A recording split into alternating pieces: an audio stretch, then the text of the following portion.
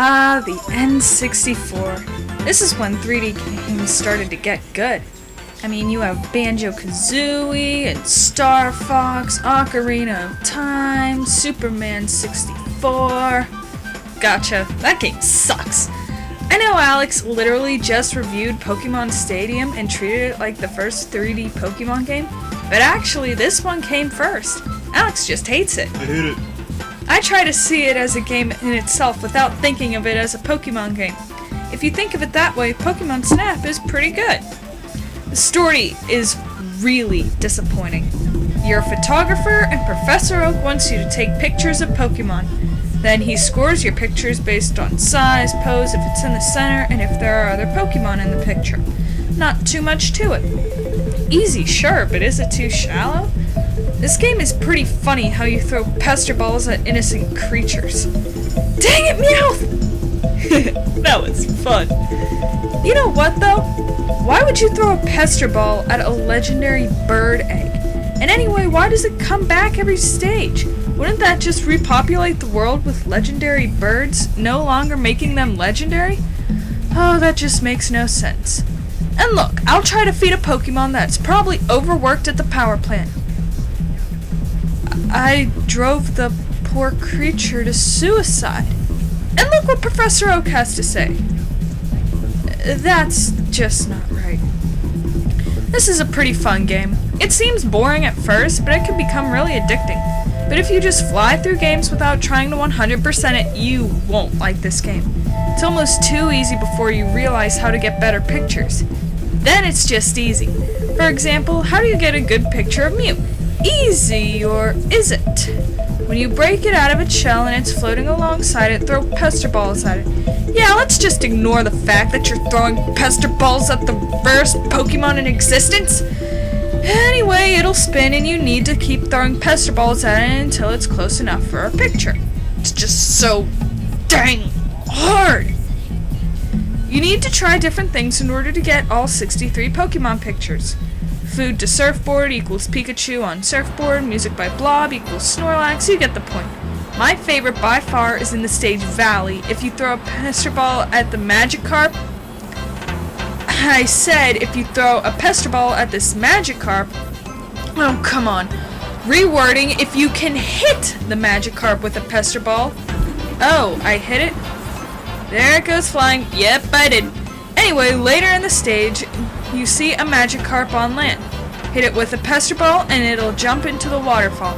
Not too much until, holy crap, it evolves into Gyarados. I wish evolving a Magikarp was that easy.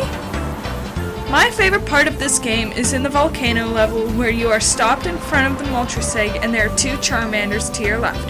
Throw them each an apple and they'll call their friends. It's just like my marching band! You gather them close to the edge with the apples that they like and throw a pester ball in one's face. It's mean until you see that it's laying over the edge and is barely on the cliff. Maybe I'm just a bad person. If I had one complaint about this game, it's too short, and I mean way too short. I first played this when I was about 6, and I played it at a daycare room in a grocery store. I recognized Pokemon on the outside of it and thought, sure, I'll play this. Alex loves Pokemon. Maybe I will too. Well, in the time that my mom came back, I had gotten halfway through it with doing nothing special except for taking pictures of Pokemon that just appear. Then not too long ago, I saw it at a used game shop and remembered how much fun I had. It was $8, so I picked it up. I knocked it out in an hour. Okay, let's score it up. Graphics are pretty good for an N64 game. I mean, you can tell that's a Pikachu and a Pidgey and what's that? Oh, it's a Snorlax. Oh, I have so many comments for that, but I won't say any of them. Just because I'm a nice person. Oh, wait. But anyway, I'll give the graphics a 7. Can I just start by saying I absolutely hate the N64 controller? I mean, I know that you can hold it in 2 different ways, but really? So controls lose a point just for that.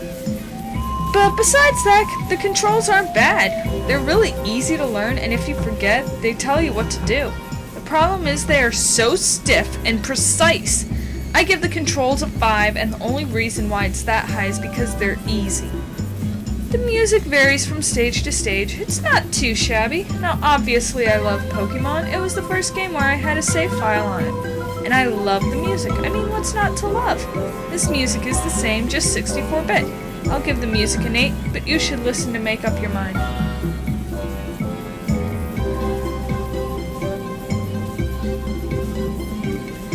Creativity. 3D Pokemon games are usually fun. This game in Pokemon Stadium started that. But do you know where the idea for this game came from? A Pokemon episode. Yeah, I'm being serious. Story is yet to be desired. They took the idea from their own cartoon, and it's not as good as Pokemon Stadium. I'll give the creativity a 7 just because there's so few picture games. But it kinda looks like a first-person shooter. Headshot. And fun. It's kinda fun if you like Pokemon and photography. As for me, once I beat a game, I can't seem to motivate myself to pick it up again. You have to follow a set track. If you like that, that's fine, but I find it so demanding. I like to roam, so I'll give fun a 5 just because it's so limiting to what you can do. Overall, I would give this game a 34 out of 50 or 6.8 out of 10. I think it's worth a run or buy depending on if you're a fan of Pokemon.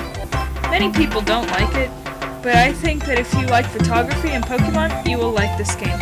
Unless you're a speedrunner and knock out games very quickly, then this game will be average. Headshot.